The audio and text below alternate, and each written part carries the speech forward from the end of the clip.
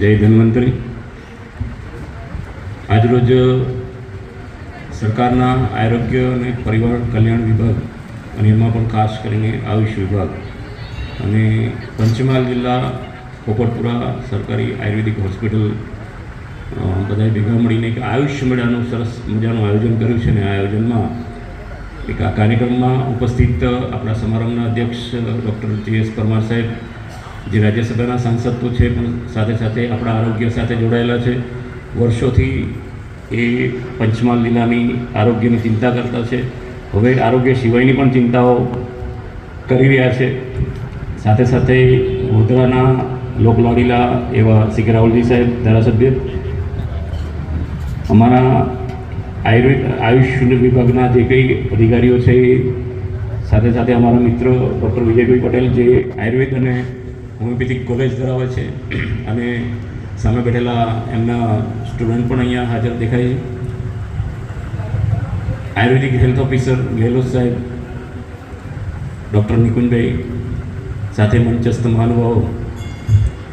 હમણાં નિકુંજભાઈ એવું આયુષનું આખું એ બધું એ આખા સ્પેલિંગ વાઇઝ બધું છૂટું પાડીને બતાવ્યું. આયુર્વેદિક, યુનાની, હોમિયોપેથિક, યોગ બધાનો સમન્વય એટલે આયુષ.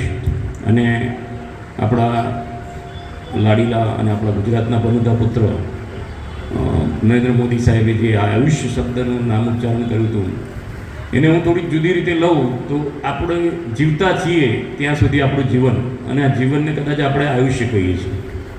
અને આયુષ્ય એમાં આ આયુષ શબ્દનો સમન્વય ગણીએ તો જે જીવન છે ને, જીવનને સ્વસ્થ રાખવું હોય તો આ આયુષનો સહારો લેવો પડે.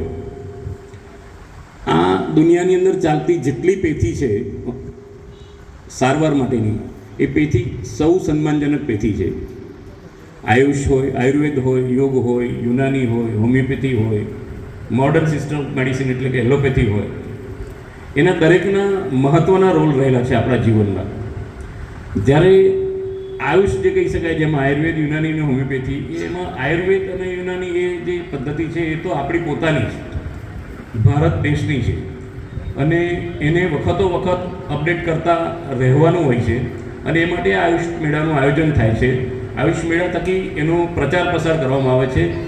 ખરેખર તો મારી દૃષ્ટિએ એવું કહી શકાય કે કોરોના જે કાળ હતો એ કાળની અંદર આપણા આયુર્વેદનો અને હોમિયોપેથનો જબરજસ્ત રીતે એનો જે પ્રચાર પ્રસાર થયો છે, અને જબરજસ્ત રિઝલ્ટ લઈને આપણે ખરેખર આપણા આયુષ્યને બચાવી શક્યા છીએ.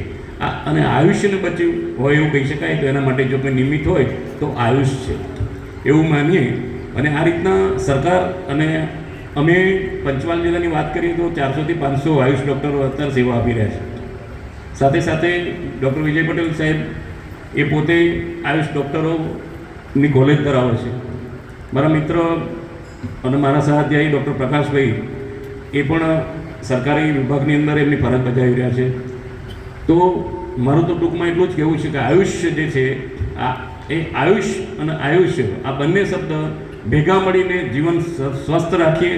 અને એટલા માટે જ આયુષનો પ્રચાર પ્રસાર માટે આવા આયુષ મેળાનું આયોજન થાય છે. તો આ વખતો વખત આયુષને અપડેટ કરતા રહીએ અને લોકોના છેવાડાના વ્યક્તિ સુધી આયુષનો સાચો મર્મ સમજાય, એ જ શુભેચ્છા સાથે મારી વાત પૂરી કરું છું.